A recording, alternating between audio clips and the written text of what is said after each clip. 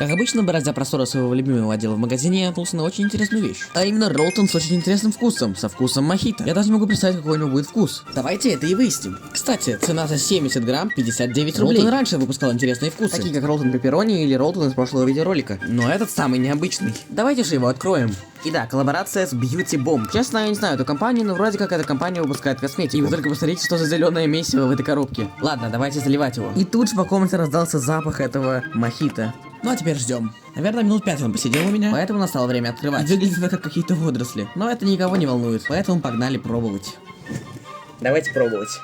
Так, начинаем. Ну, слушайте, по вкусу это было как обычный куриный роллтон, только с привкусом мяты. Ну, то есть просто добавили мяты немножко, а в принципе ничего не изменилось. Но все же это довольно вкусно, особенно для любителей мяты. Получилось неплохо, но доедать до конца желания особо нет. Поэтому 7 из 10.